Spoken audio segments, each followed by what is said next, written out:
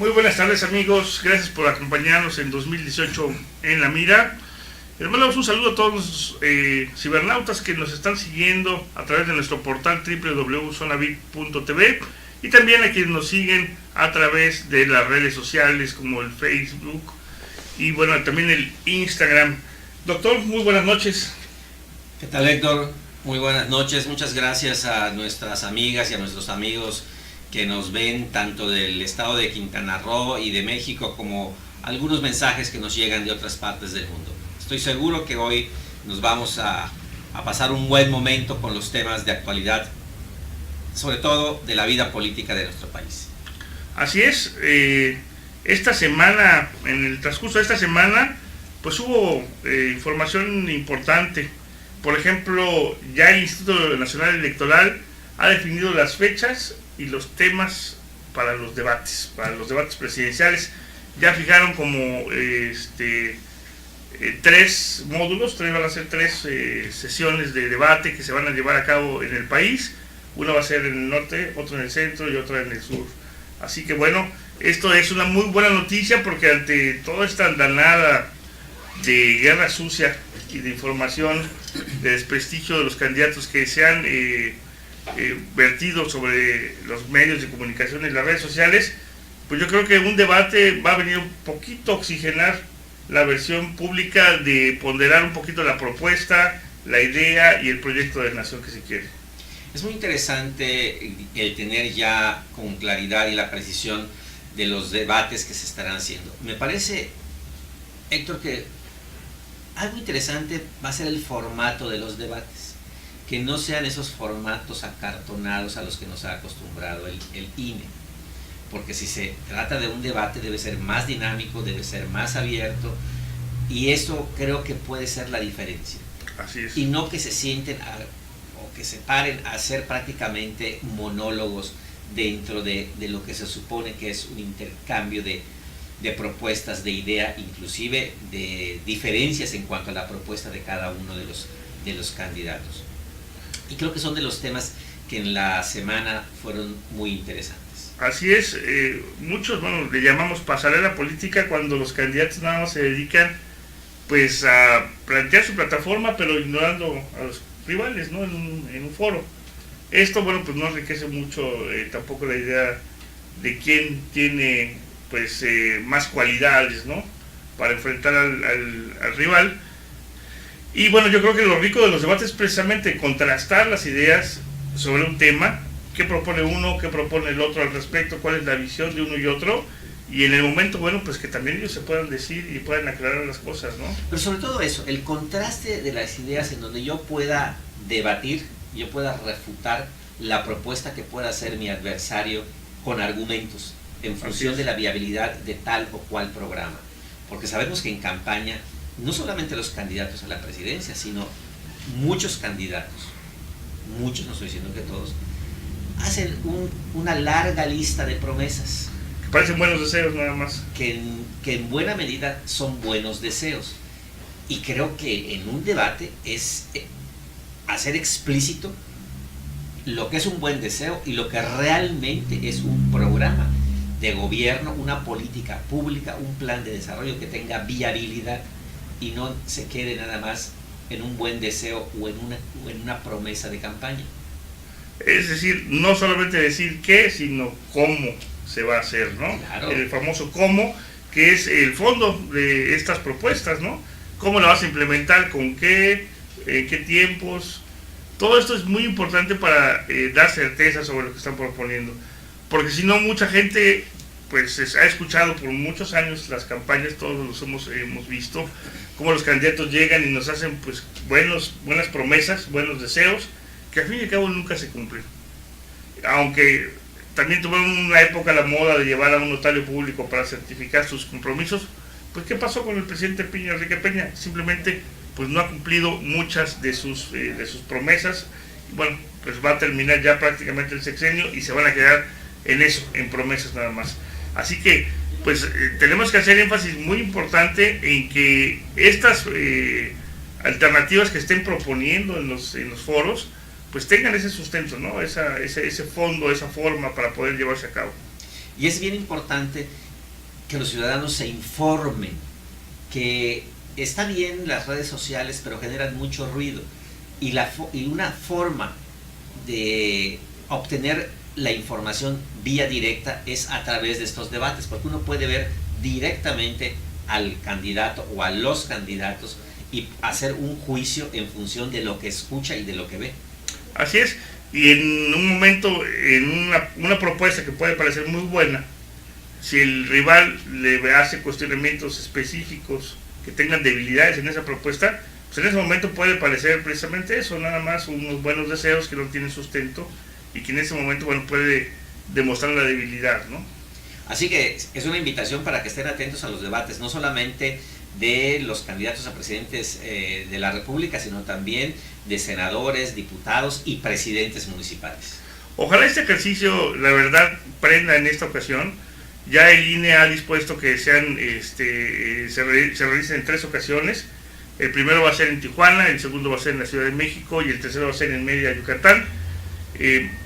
Después del corte les vamos a dar los datos exactamente de qué lugares, los horarios y las fechas propuestas por el INE, aunque todavía no se ha definido bien el formato ni los tiempos que se va a llevar el debate, y tampoco, bueno, quién lo va a transmitir, porque supuestamente es a través de la televisión, con los convenios que tiene de radio y televisión la Secretaría de Gobernación, pero bueno, todo eso quedó en el limbo en este primer acuerdo que tuvo el INE, pero bueno, esto ya es un avance para que pues, se vayan sentando las bases de los debates que, como bien usted lo señala, tienen que ser también obligatorios para los senadores, los diputados y en este caso en Quintana Roo por los presidentes municipales.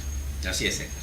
Bueno, amigos, vamos a hacer una pequeña pausa y regresamos con más información acerca de qué pasó con los independientes. Nos dijeron que el 3 de marzo iban a haber resultados, luego lo pasaron al 6. Vamos a comentarles qué información tenemos al respecto. Si él puede cuidar a su bebé, siéntate. Gracias.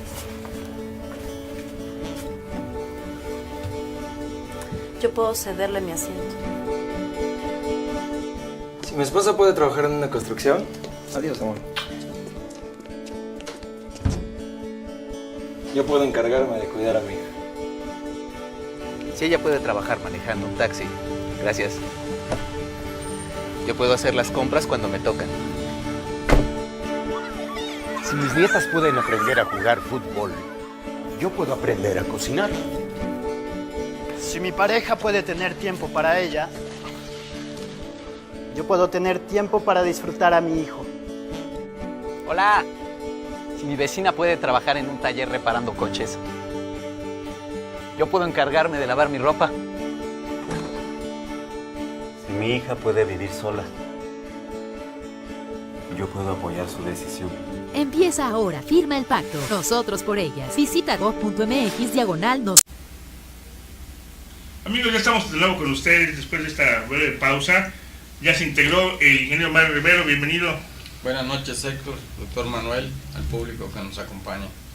Así es, bueno, pues empezamos con la información acerca de los debates que ya el INE anunció la semana pasada, acerca, bueno, de las sedes, los lugares. Vamos a darles la información más a detalle. El primer evento va a ser el 22 de abril en la Ciudad de México a las 8 de la noche en el Palacio de Minería. Ahí va a ser la sede del primer debate presidencial que se va a llevar a cabo. Y bueno, después el 20 de mayo a las 8 de la noche también en la Universidad Autónoma de Baja California, con sede en Tijuana. Bueno, pues ahí va a ser el segundo debate. Y para cerrar esta serie de debates presidenciales, se va a llevar el tercero el 12 de junio a las 21 horas en el Museo Mundo Maya, allá en Mérida, Yucatán. Así que, pues estas son las fechas, los horarios y las sedes de los debates presidenciales que el INE está organizando y que, bueno, ya le ha puesto fecha y hora. Muy bien, yo pienso que el dividirlo en 3 etapas y en 3 regiones del país les va a permitir tocar temas regionales en todos los sentidos, ¿no? Económico, social, etcétera. Aunque la propuesta inicial que trae ahorita este primer acuerdo del INE habla de ciertos temas generales de todo el país. En el caso, por ejemplo, del primero que se va a abrir en la Ciudad de México, va a ser política y gobierno, el tema general, donde va a haber combate a la corrupción, impunidad, seguridad pública, violencia y democracia. Serían los temas que abarcaría esta primera debate que va a hablar de política y gobierno.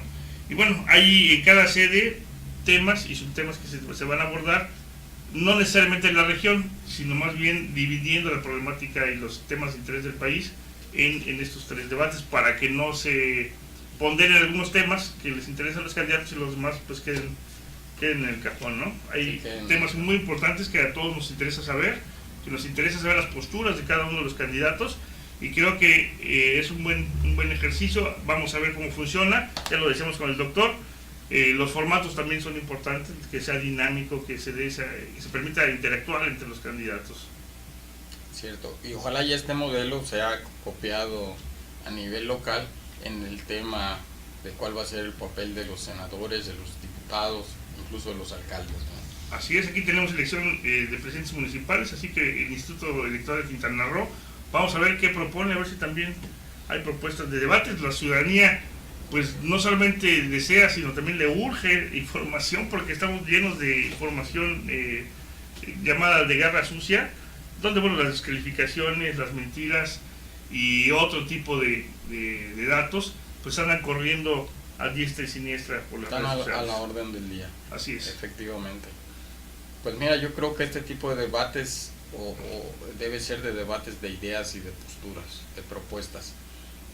Algunos programas o en algunos debates en el pasado se han perdido en otras cosas, y creo que el país le urge que le hablen de economía, qué va a pasar con el tema de energía, el tema de los combustibles, el salario, la inversión, la generación de empleo. Creo que son los temas que ahorita le interesan mucho al pueblo de México. Así es. Es que es lamentable las oportunidades que se pierden en los debates. Creo que de los debates que se han hecho por el IFE y después por el INE, quizá una de las cosas más recordadas sea la Modelo, pero de ahí en fuera, pues yo creo que poco.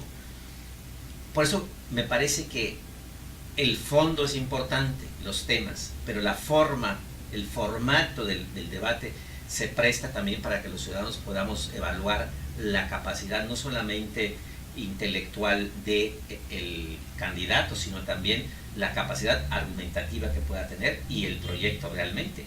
Hay un formato que recién yo vi en un programa de televisión que se llama Si me dicen no vengo, en donde en primer lugar les ponen tiempo. Ese formato yo lo había visto en otros lados y es absolutamente tajante el tiempo, no hay posibilidades de extenderse porque te apagan el micrófono. Y por otro lado, se presta para el intercambio, debería ser de argumentos, aunque aquí es de insultos, sí. Pero bueno, eso es muy complicado, eso es muy complicado, estar arreando como niños a los que están en un foro o en un debate, pero se presta para que uno pueda ver no solamente el programa, el argumento, sino también la capacidad que tenga cada quien para responder y de reacción.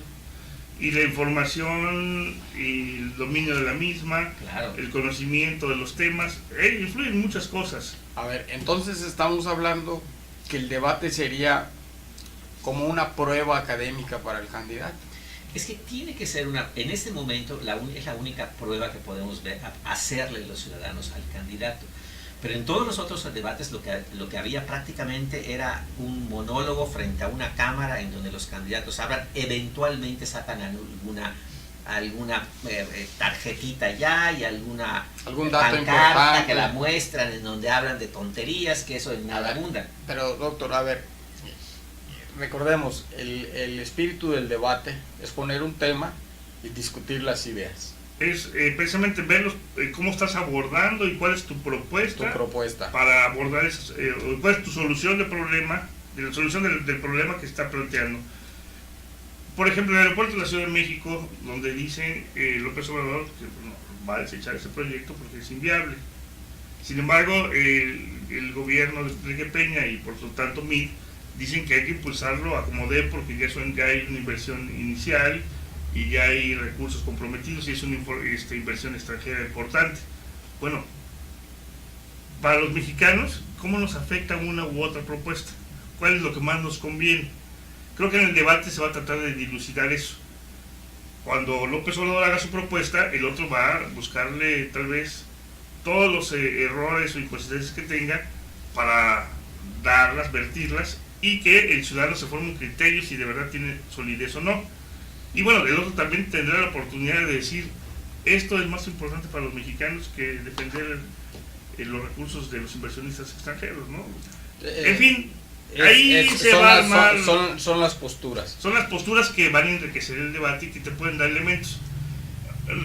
Últimamente ya estamos viendo en los últimos días, creo que en las últimas 2 semanas, ya a raíz de toda esta ola de descalificaciones que hay en las redes sociales con la guerra sucia, temas específicos ya los van contestando los candidatos. El caso de Anaya, donde se le está acusando de lavado de dinero y demás, ya salió con un par de videos a aclarar, según su punto de vista, cómo es lo que están malinterpretando los enemigos o los rivales para tratar de plantear esto como algo, como un delito, ¿no? Y que claro, dice él que no tiene nada que ver. Él se está defendiendo ante ese tipo de ataques, pero regresando al tema de los debates. Quizás los debates tendrían que ver en la capacidad de reacción del candidato, su comportamiento, su temple, porque pudiera haber alguno que se salga fuera de las casillas. Porque en realidad durante toda la campaña van diciendo sus propuestas. Hubo otros candidatos en su tiempo que argumentaban que lo firmo ante notario le daba una certeza o una garantía a la sociedad de que iba a cumplir. Hemos visto que quienes firmaron ante notarios salieron los más bandidos de este país. O sea, no sirvió de nada firmar compromisos ante notario, primero, porque no se cumplieron, porque no pasa nada si no lo cumple, y dos, al contrario, es un mundo terrible en lo que cayó de la corrupción, y lo digo por el presidente actual, ¿no? Que yo recuerdo un académico de la universidad que me decía: ingeniero Mario, en las campañas hay que proponer que todo lo que dicen se firme por notario para que se cumpla.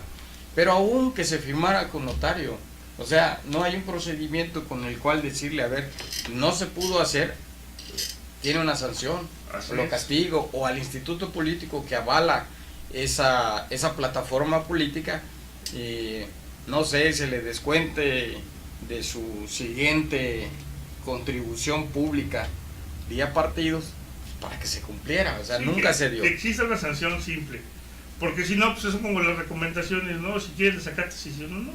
Claro, entonces yo creo que el tema del debate en México, ha habido unos muy sosos que no aportan mayor información y otros tienen que ver con las actitudes de los candidatos.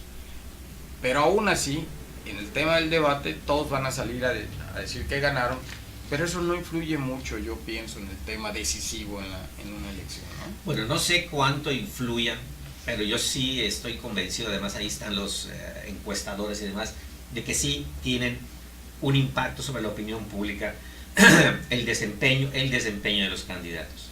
Y entonces, ¿qué tanto le sume o le reste? Habrá que evaluarlo.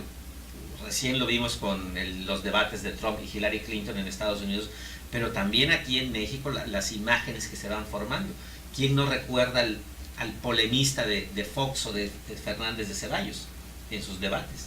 Entonces, ¿cuánto? No quiero decir números, pero el impacto que puede tener en el objetivo de un debate. El objetivo del debate es que conozcan mi propuesta, que me conozcan a mí, para yo poder ganar votos. A través de mi propuesta, lo ideal sería a través de mi propuesta y a través de mi talento en un debate, tanto en argumentación, actitud, que tanto conecto yo con mi público. Y ese es el reto. Ese es el reto, y es todo lo que se evalúa en un debate. Y lo evalúa no solamente el que ve a través de la cámara, sino también los generadores de opinión, los influencers, o como le querramos llamar en esta modernidad, pero todo cuenta. ¿Y Obrador irá a los debates? Yo estoy seguro que sí va a ir. Toda esa figura que se le armó a López Obrador y que se le ha armado y con opiniones tan desafortunadas como la recién de Mario Vargas Llosa y todo lo que ustedes ya saben, tiene que ver, porque querrámoslo o no, y qué bueno que lo está viviendo ahorita el PAN con Anaya.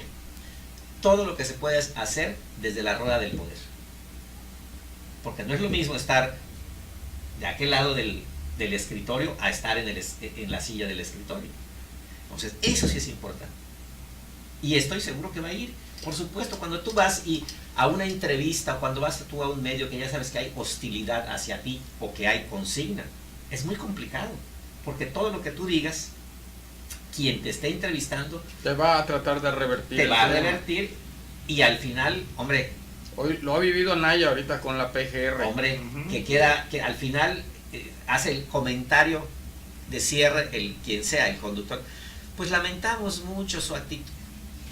Sí, ya está calificando, está editorializando que ese no es el papel. Que ese no es el papel. Y la filtración, digo también la filtración del video, ¿no? Se ha justificado mucho la Procuraduría diciendo que tiene sistemas de seguridad y que eso siempre lo hacen, pero en este caso el filtrarlo y hacerlo público, pues también hay veces una muy mala intención para dejar mal a un candidato. Te preguntaba el tema de Obrador, si Obrador iría a los debates, dado que el gobierno federal trae una guerra abierta contra el candidato Anaya, con la intención obviamente de bajarlo. Pero si la intención del PRI gobierno era subir a Mitt, pues todo parece indicar que el querer bajar a Anaya, pues deja libre en el camino a Andrés Manuel. Mi estimado Inge, Anaya tiene unas semanas que está sufriendo esa guerra. López Obrador, desde que ha manifestado 2 elecciones atrás su intención de ser presidente de este país, viene sufriendo esa guerra sucia. Ya lo intentaron desaforar, ya fue el peligro. Bueno, podríamos hacer un largo etcétera de todo lo que ha hecho la rueda del poder para desacreditarlo, para estigmatizarlo, para cerrarle espacios. Esto es así. Obrador ya aprendió muchas cosas y hay que reconocer su talento para manejar hoy día muchísimo de lo que antes para él quizá le pasaba lo que está pasando a este muchacho. ¿Cómo se llama? Anaya. Anaya, claro. Pues se entiende. Pues Anaya es un joven todavía que está aprendiendo, inexperto, pero bueno, aprenderá y quizá en 12 años ya tenga... Ya puede volver a ser candidato. Ya puede volver a ser candidato. No, pero los espacios de Acción Nacional están muy peleados. Bueno, yo no sé si Acción Nacional, después de todo lo que ha hecho Anaya con Acción Nacional, vaya a seguir siendo lo que fue. Fue un referente. Hoy ya no lo sé si lo sea. No, yo pienso que lo que pase con esta elección deja un precedente y Acción Nacional tendrá su propia catarsis y generará un nuevo ambiente. Ojalá, porque contribuyó en algún momento a la vida democrática de este país. Eso es lo que espera la mayoría de la militancia del PAN. Hoy las cosas ya están resueltas de esta manera, como dicen, ya estamos montados en ese caballo. De las grandes figuras en el país, el personaje que acompaña hoy a Anaya es Diego Fernández de Ceballos. Entonces, obviamente para todas las demás corrientes internas, pues todavía queda aquel sabor de no haber podido haberse realizado una contienda interna donde pudieran haber participado otras figuras con perfiles fuertes para ser presidentes de la República. Entonces, pero ya montados en esto y entendiendo el tema del candidato, se podría entender que el PRI gobierno le pegue al que va al primero, no al que va al segundo, a menos que entienda que el segundo va subiendo y obviamente no lo van a poder controlar. Ese es el tema. Anaya trae un discurso muy claro en el decir, ganando la presidencia vamos a meter al bote a Peña y su camarilla. Ese discurso para unos que digan es muy bueno, es correcto, es lo que debe de hacer, y para otros de decir no lo debe decir, se debe esperar, lo debe callar, no se debe enfrentar al sistema porque todavía no lo es. Pero es joven. Y eso es lo que él cree y lo que debe de parecer oposición, porque también hay una deuda que trae con los ciudadanos, es de que el PAN a muchas, inclusive las propias reformas, pues las ha sacado con el PRI, y tiene la urgencia de deslindarse del PRI. Es una ley, ese famoso deslinde, para decir soy verdaderamente oposición y soy verdaderamente un candidato presidencial, no un palero para bajar a Andrés Manuel, pues y hacer que llegue Mitt. Por eso yo creo que en ese sentido Anaya se ha abierto más a la posibilidad de ser un candidato más directo y, bueno, pues insisto, en parecer oposición. En parecer Pues mire, oposición. No sé qué será, pero los hechos hablan. Y la actitud de Anaya para con este gobierno priista de Enrique Peña Nieto había sido de una luna de miel muy amable. Había habido un maridaje, por lo menos armónico. Algo pasó en el camino, no sé qué, pero hubieron varias rupturas de Anaya con los grupos de poder del PRI. Algo pasó, porque algo pasó. Y empieza a haber ese distanciamiento de Anaya con Peña Nieto. Eso por un lado, pero hacia adentro, lo que hizo con muchos personajes de su partido, y que la mayoría lo califican de traidor, es de tenerse mucho cuidado. Y si Anaya sigue allá, Inge, no sé qué vaya a pasar, porque es clarísimo desde mi punto de vista la ambición de poder que tiene, ya no digamos de dinero, pero es evidente que lo que tenga que hacer, lo va a hacer. Y creo que ese es uno de los grandes problemas del sistema político y de los políticos en este país, que no le dan un espacio a la ética en la política. Está clarísimo el tema de la ética política, que yo sí soy un convencido que existe. Y entonces Anaya está tomando, pues no sé si una sopa o qué, o un trago de su propio chocolate. Pero hoy recién veía en su declaración 3 de 3 que él manifestó en su momento que con 100,000 pesos al mes vivía. Ahí está, o sea, eso es un hecho. Lo importante son los hechos. Ahí está. Hoy la mostraron. Tal.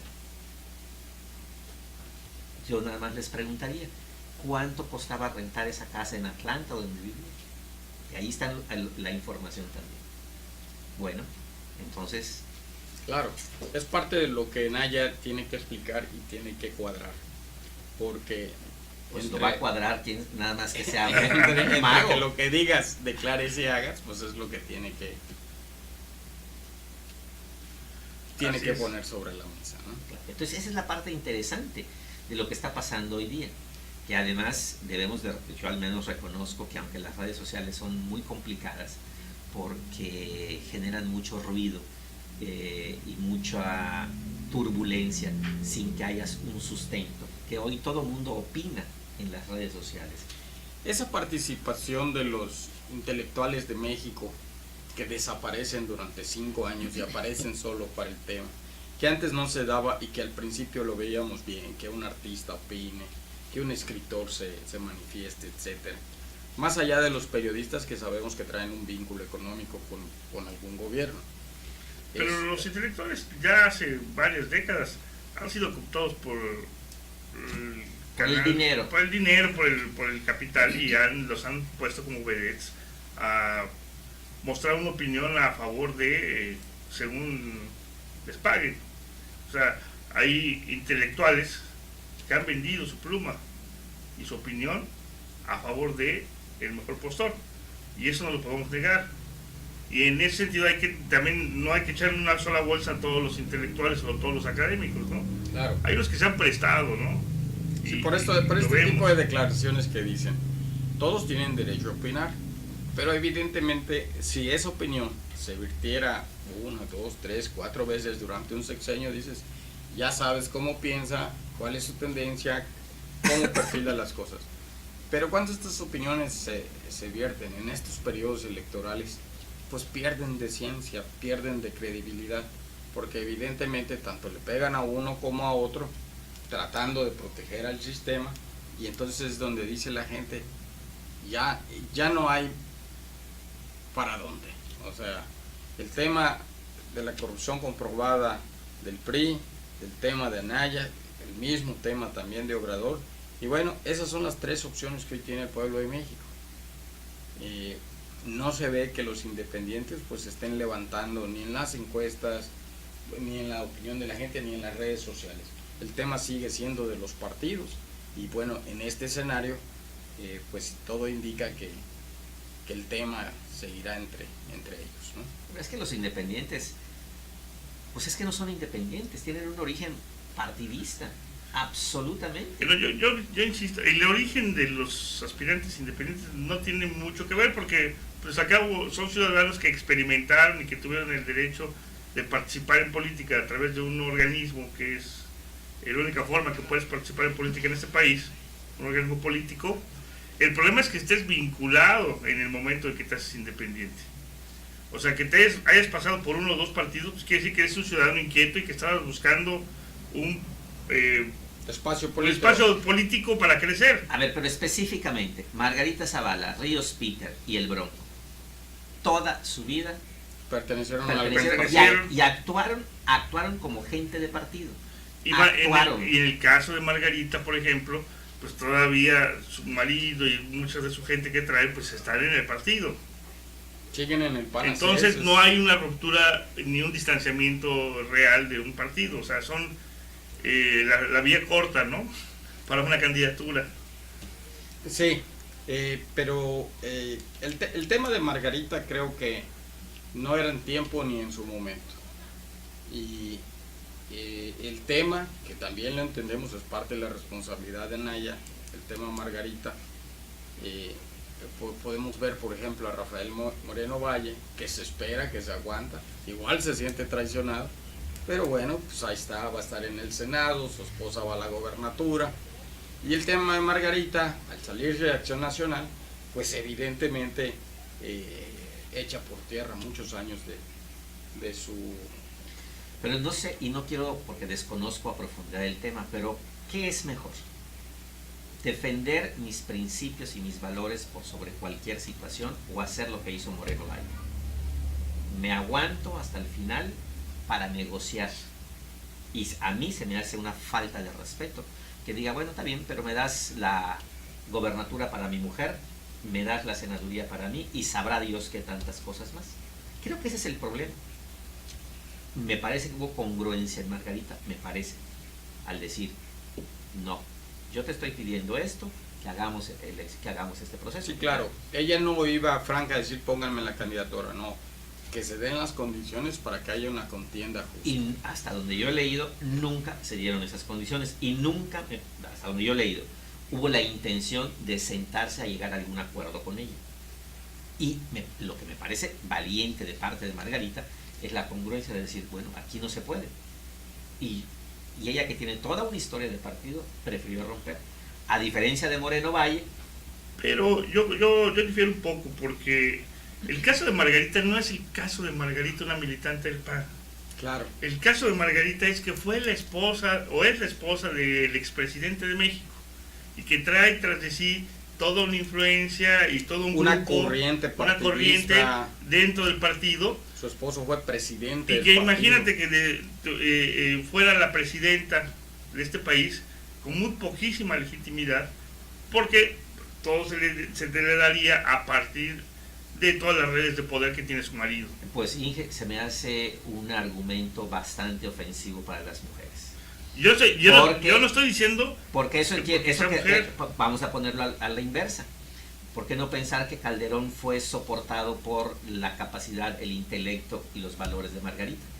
Porque yo no vi capacidad ni intelecto en Calderón.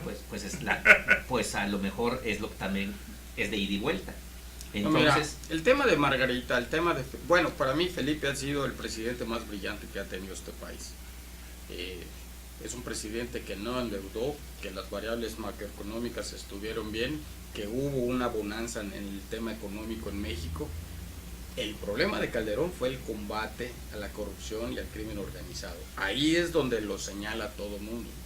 Pero no uno de que endeudar al país, se le encontraran casas blancas, se le diera contratos a empresas, etc. El tema de Calderón es esa lucha que abrió los flancos y que hay muchos muertos.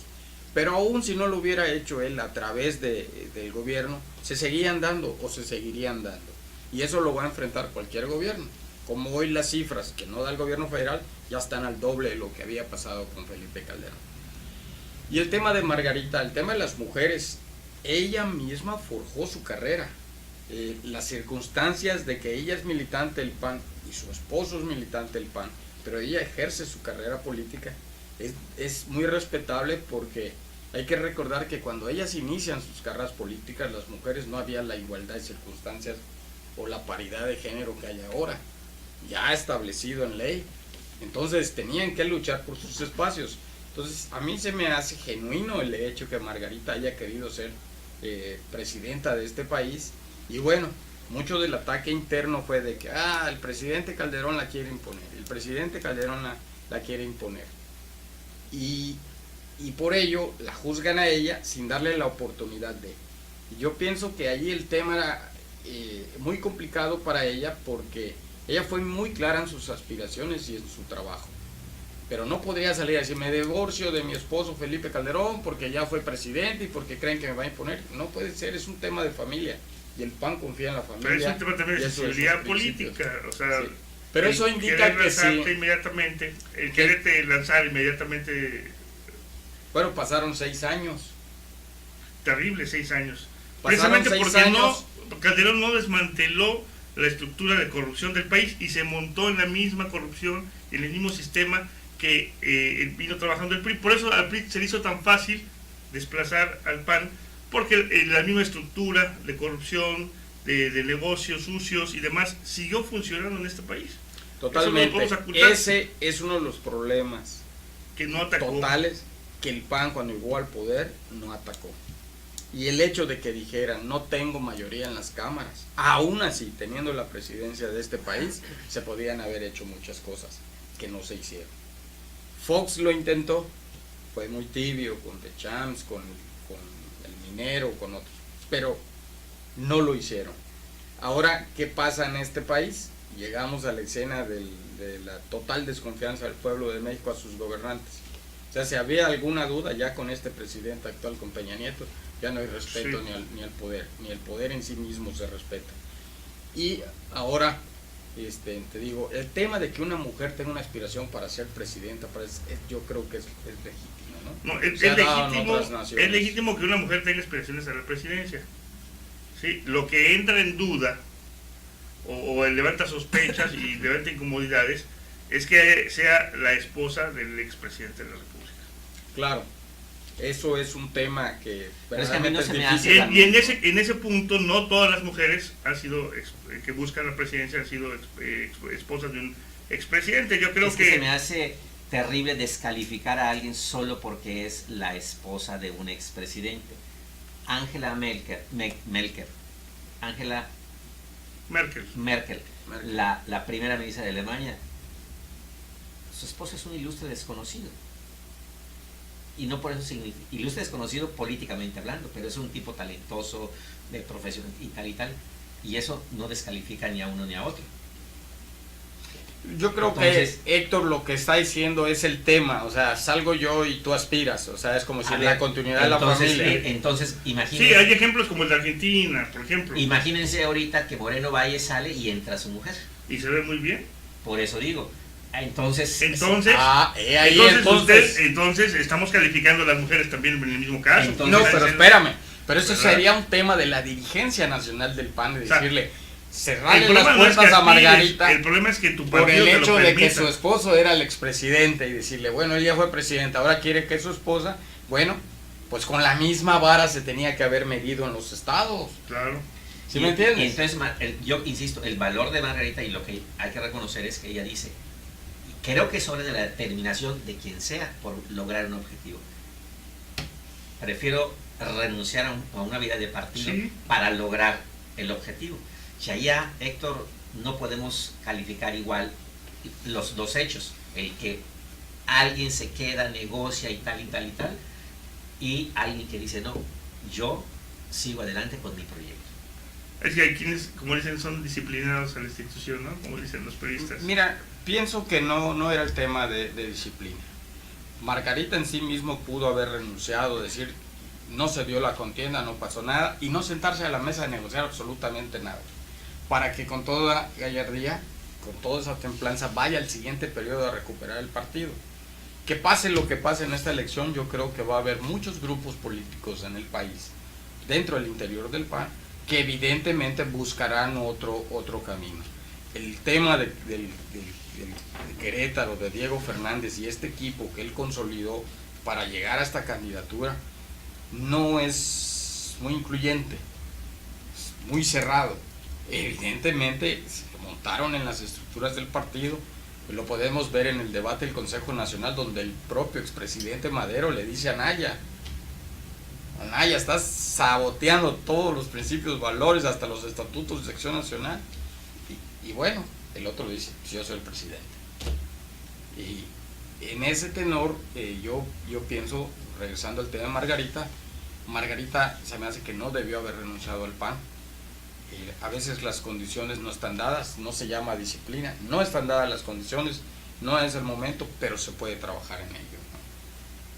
Pues yo creo que esos van a ser de las cosas interesantes que además tendrán que explicar cada uno de los candidatos, sean independientes o no, de sus motivaciones y además de por qué hacen tal o cual cosa. A ver, yo quiero hacerte una pregunta, doctor.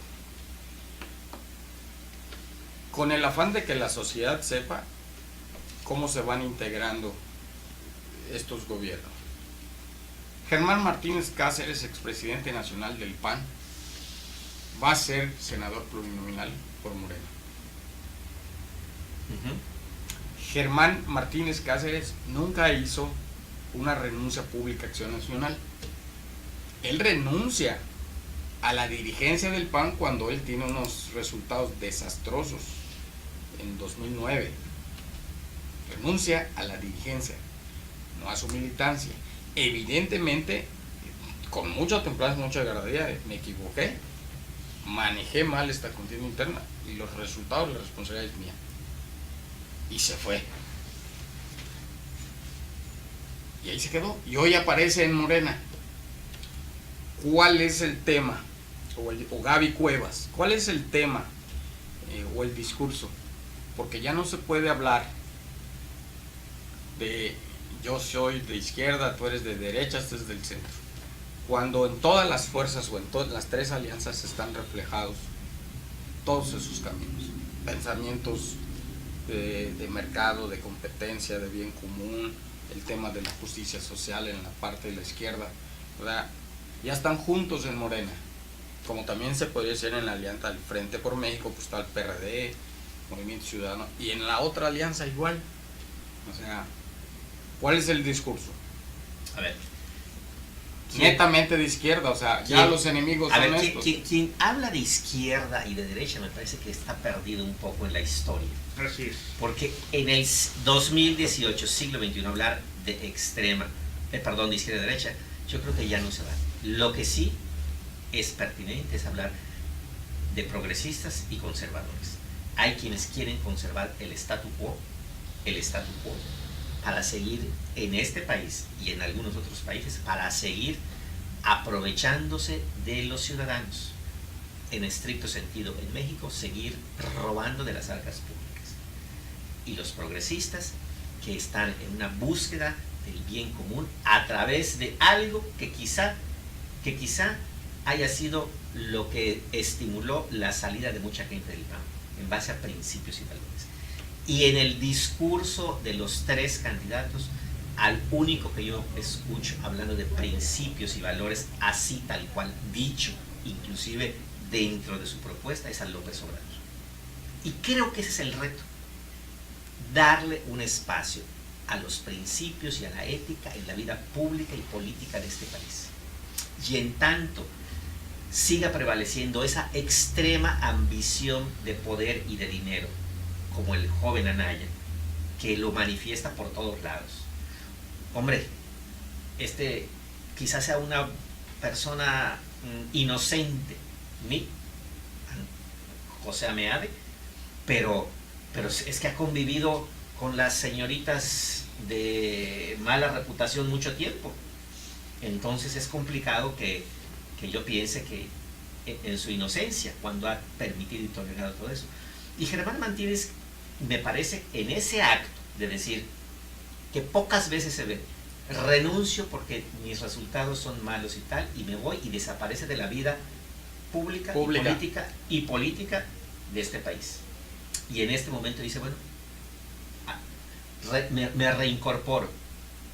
No lo conozco, no sé cuál sea su forma de pensar, pero por los actos, por el solo hecho de decir renuncio, aquí en México, ver que renuncie un dirigente, está en chino, hay que correrlos, hay que echarlos, ver que renuncia un funcionario acá, pero es impensable, aunque le esté restregando todas las evidencias, ahí siguen aferrados al puesto. Pero hombre, vamos a ver lo que pasa en Los protege el manto de la impunidad. Los protege el cinismo y la falta de valores. Pero a ver, ¿cuántos casos no sabemos en Japón o en países europeos que dicen, pues renuncio señor, señora ministra o quien sea? Por un simple escándalo. Por un simple De vida escándalo. personal. Escándalo. Entonces, creo que esa es la diferencia. Y es lo que tendríamos que estar hablando. No a la impunidad, pero la impunidad empieza con los dirigentes, con los liderazgos, con la ejemplaridad de sus actos. No sé si hizo bien o mal Margarita, pero me parece que sí fue una cuestión de tomar una decisión en base a que me están violentando mis privilegios. No sé cuál fue la motivación de Martínez, pero dijo, me voy. Y su argumento fue los resultados. ¿Crees que Margarita pueda unir con López Obrador? No lo creo, porque hay toda una historia de desencuentros. Y no lo creo también, ahora sí, porque algunos personajes que acompañan a Margarita son absolutamente anti López Obrador. Sin embargo, hoy ustedes han visto cómo López Obrador se ha ido sentando con muchos personajes, entre ellos gente del PAN. Sí, totalmente. Hemos visto que el panismo no ha buscado al PRI, sino que ha buscado a Morena. Esa ha sido la tendencia, y evidentemente ahora que vemos que el ataque del PRI gobierno es contra Ricardo, da la impresión que entonces están preparando ya la llegada de Obrador, ya no de su candidato, ya no de Antonio Meade, porque entre el debate está entre que si este es culpable o no, pues el otro camina, pero el otro no avanza. Así es. Así se nota. Es que el ataque sistemático que ha tenido López Obrador no ha cejado. O sea, pero ya se volvió como no, lo que pasa es que ya tiene inmune. Ya es inmune. Sí. Ese es el punto. No es que el PRI y el sistema ya hayan dejado de atacar a López Obrador para atacar a Naya. Yo creo que los ataques que le han propinado a López Obrador, o ya es tan inmune a ellos, o la sociedad ya no los cree tanto. A ver, aquí es que los ataques ya los vivió, insisto, durante todos estos casi 18 años, que ya pasó precisamente por acusaciones de corrupción como las que está pasando. Ya le hicieron de todo a él y a su familia. El desgaste de ese tipo de argumentos ya. Entonces ya aquí están atacando directamente a un candidato. ¿Ay, qué nos que te atacaron?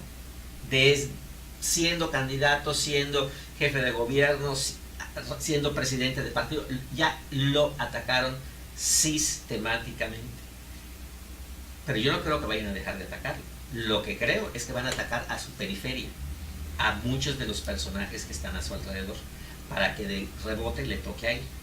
En cambio, Anaya lo está empezando a atacar. Yo no sé cuántas cosas más tengan por allá, pero de que van a buscar más, y cuando se cansen de él, seguramente van a buscar en su periferia familiares, gente de su equipo. Es lo que va a pasar. Pero todo eso ya lo vivió casi 18 años Andrés Manuel. Ya lo experimentó y la sociedad ya lo escuchó. Las propias campañas generadas desde los gobiernos, y quizá, no sé, pero mucho se especula de la buena relación que tuvo en su momento Felipe Calderón con Carlos Salinas. Muchos hablan de ese tema. Y entonces volvemos al tema, y aunque es a mí mismo la frase de la mafia del poder, es esa élite, esa cúpula, que es la que está pretendiendo en todo el país y en las entidades federativas mantener el statu quo. O sea, los conservadores, aunque se digan de izquierda, que no tiene nada de malo que alguien tenga un departamento en Miami de $1 millón. Pero ¿cómo lo explica alguien como esta Barrales? O sea, ¿cómo explicas eso? A mí se me haría inexplicable.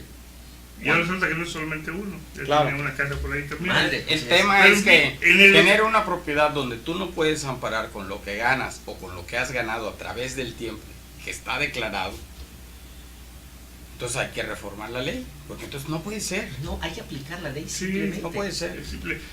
¿Para qué sirve la 3 de 3?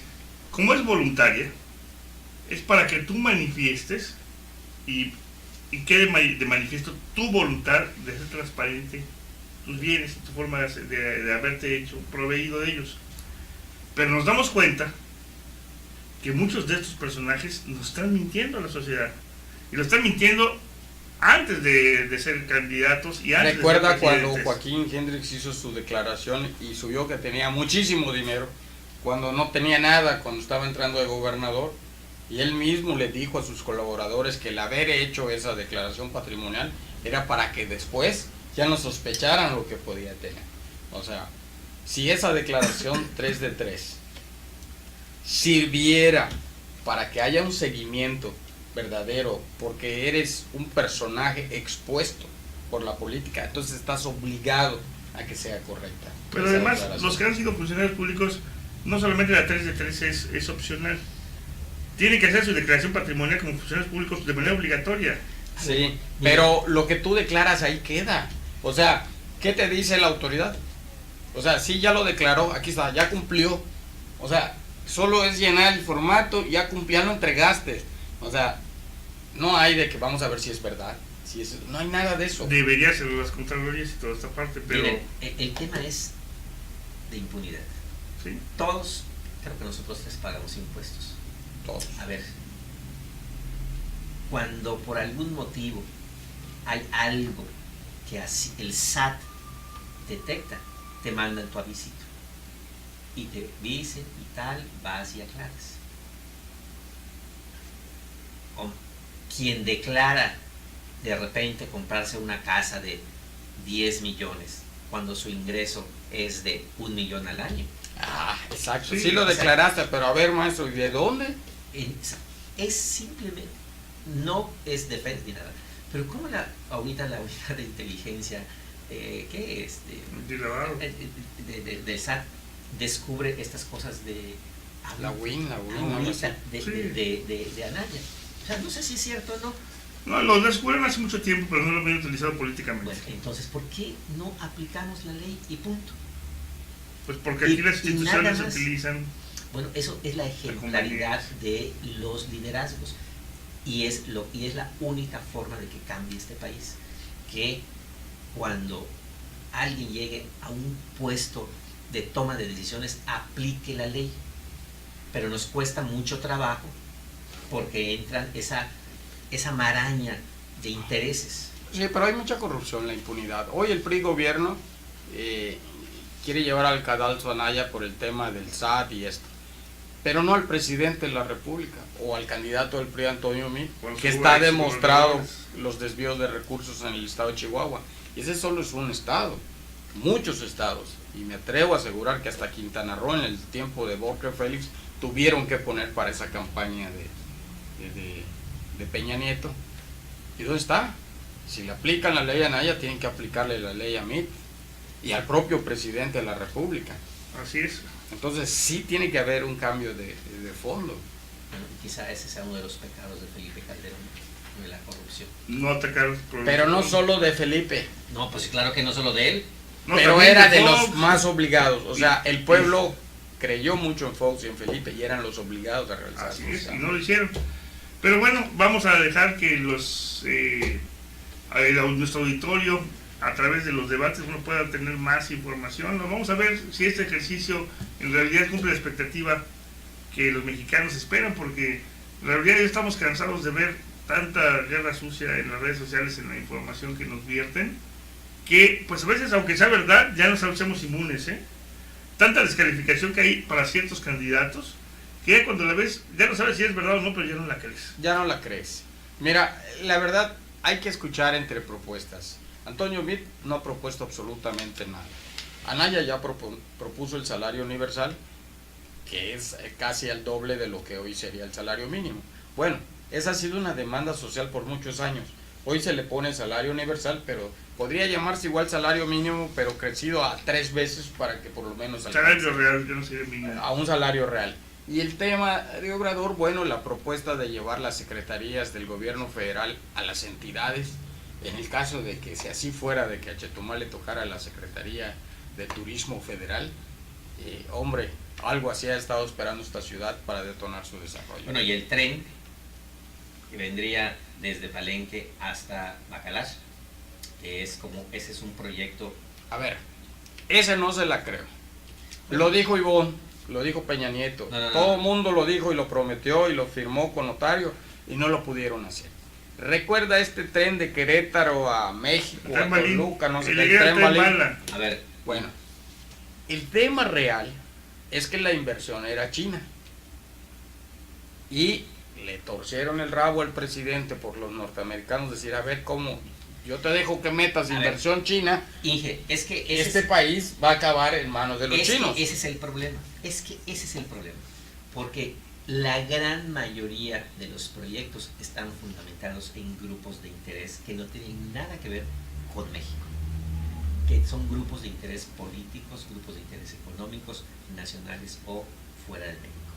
Aeropuerto de la Ciudad de México. Seguramente ustedes leyeron que aún no ha terminado y ya hay irregularidades por más de 1.000 millones de pesos. Es que ese es el punto de conflicto. Esta empresa constructora OHL, Odebrecht, pues, es que ese es el problema. Y lo que está planteando López Obrador es un proyecto viable, estudiado, desarrollado, analizado. No es algo que sea una ocurrencia. Déjenme decirles que el equipo de López Obrador desde hace más de un año tiene grupos de trabajo, no es algo improvisado. El señor y su equipo por áreas, vienen trabajando hace más de un año en grupos organizados por sectores, y todo lo que él dice es porque ya pasó por un análisis y por una proyección, no solamente de planeación sino presupuestal.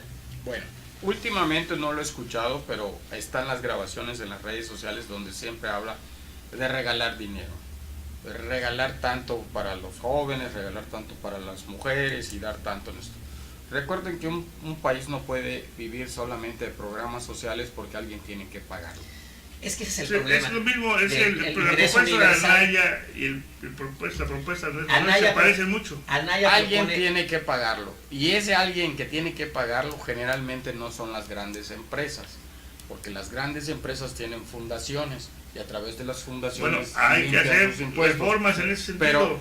Pero toda la clase media es la que más está cargada. Es que justamente, si López Obrador hubiera propuesto el ingreso universal, seguramente lo tachan de populista y nefasto y no sé qué, pero lo propone Anaya, la supuesta derecha, y ese es el ejemplo en donde se va desdibujando todo esto.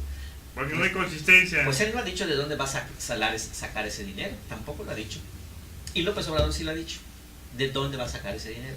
Y nada más les recuerdo que hay muchos programas como el de 70 y más que se iniciaron en el DF y después se han ido y que han sido retomados por otros, y que además está funcionando. Entonces, esa es la diferencia, que López Obrador se ha dicho de dónde van a sacar los recursos y Anaya no ha dicho de dónde va a sacar. No, es que es una cantidad impresionante para que haya ese ingreso universal. Y el problema es, ¿bajo qué modalidad? Simplemente por el hecho de ser mexicano, me parece algo delicado, ¿no? Hay que estudiar bien esa propuesta porque... Hay que estudiar. En el próximo programa vamos a tener de dónde va a salir ese recurso. Bueno, pues así sería es, muy pues bueno. Es un compromiso que hace el ingeniero. Vamos a hablar ahora un poquito de los independientes, que el Instituto Nacional Electoral nos quedó de que el 3 de marzo nos iba a dar información, no lo pasó para el 6. Ahora esperemos que de verdad el día de mañana el instituto ya nos diga qué pasó con los independientes. Por ahí se filtró una información de que a Margarita Zavala le iban a bajar cerca de 500,000 votos porque había irregularidades, al Bronco otros tantos también. No sabemos si el INE los va a bajar el día de mañana o los va a dejar que se inscriban. Hay mucha expectativa al respecto, pero vamos a ver cómo la fundamenta el instituto, porque el decir que son votos inválidos porque se hizo trampa, pues hay que demostrar que hay trampa. Y claro, ese es el punto que mañana el INE tendrá que ventilar, porque mañana es día 6 de marzo, es la fecha que estableció para dar a conocer qué candidatos independientes pasan a la siguiente fase, que ya es la fase de la competencia constitucional en la contienda electoral. Y tendremos también el caso de Quintana Roo, pues esperar que mañana también se defina ¿Quién de los candidatos, sobre todo en el caso de Otompe Blanco, porque en los demás no hubo? En los demás Claro. no hubo competencia. Pero mire, yo creo que el tema es que le resta confiabilidad a las instituciones cuando empiezan a incumplir con los compromisos, primero de fechas y después de procedimientos. Invocar la opacidad, eso es lo que hace. Entonces, es inexplicable hoy con toda la tecnología que hay que no puedan cumplir con los tiempos, con las fechas y los procedimientos. Gravísimo. Pues ve el tema ahí echándole la bronca al tribunal para saber de que ya no va a poder haber un conteo rápido, eficaz, y que lo tendrían hasta dentro de 3 días. Sí, ¿cómo no va a haber un conteo rápido? Si aquí en este celular están todos los representantes de casilla y les dices, tómale una foto a la manta y concentras toda una ciudad. El punto que se estuvo trabajando por el tribunal es que en los paquetes electorales, antes de meterlos, o sea, antes de armar el paquete, se sacaba la hojita de la sábana. Antes, cuando llegaban y la sábana no venía, tú podías abrir el paquete y sacar la sábana para cantar el resultado del PREP. Lo que dice el tribunal es que no se puede abrir el día de la jornada, en la noche. Tiene que ser hasta la siguiente sesión en el consejo distrital que corresponda, para evitar su manoseo de los paquetes. Eso parece bien, pero el problema es que el resultado se puede alterar, el resultado del PREP se puede alterar, porque no están todas las actas, no están todas las Hombre, pero es que cuando termina de conteo de una casilla, todos los partidos ya tienen su información. Ya tienen su acta. Ya tienen su acta. Sí. Entonces, es que no pero hay... el PREP no se basa en esas, el PREP se basa Ya en una hoja específica. Pero es que no hay justificación, es que no hay justificación. Claro, tú tienes en ese momento, y ponle el ejemplo, la ciudad de Chetumal con sus 150 casillas. Tú tienes a tu ejército electoral trabajando ese día, termina la jornada, ya tienes su acta. Foto del acta o foto de la sábana que ponen en la puerta. Todos de las los escuelas. resultados son preliminares hasta que no haya sesión. Claro. Pero la tendencia está marcada. Sí, la tendencia se va a marcar de todos modos. Miren, es increíble, hasta en Nigeria hay conteo rápido y resulta que en México no vamos a poder... O sea, ya lo teníamos, ahora dicen que no va a haber. Que no va a haber porque no se pueden abrir las actas. Suena pues como al fraude del siglo. Yo creo que lo que deberían hacer es permitir que se haga con las que vengan bien armados, ¿no? Si el que no tenga el acta visible y se pueda sustraer... Pues volvemos al tema, querrámoslo o no, eso nos lleva a la desconfianza. A la desconfianza, así es. Y bueno, más problemas de estos se le cargan, pues se levanta más sospecha sobre la manipulación de los paquetes entre el día de la jornada electoral y el día de la sesión. Pero bueno, ahí la defensa de los partidos políticos y todos los actores que van a participar en el próximo proceso electoral con sus representantes y con sus observadores va a ser fundamental para poder garantizar resultados creíbles en este país. Totalmente, así será. Así es. Pues amigos, hemos llegado al final de esta emisión, les agradecemos que nos hayan acompañado, les agradezco a los panelistas, al doctor, al ingeniero. Gracias, Héctor, un saludo a todo el auditorio. Muchas Doctor, gracias, nos vemos por aquí el próximo lunes. Y ya estás perdiendo el miedo al debate. Pues vamos a ver, vamos a ver. El ausente había sido usted, Se están turnando ahora. Se están turnando. Hoy Alejandro no llegó. Hoy Alejandro Castillo no llegó. Muy bien, amigos, pues nos vemos la próxima semana aquí en 2018 en La Mira.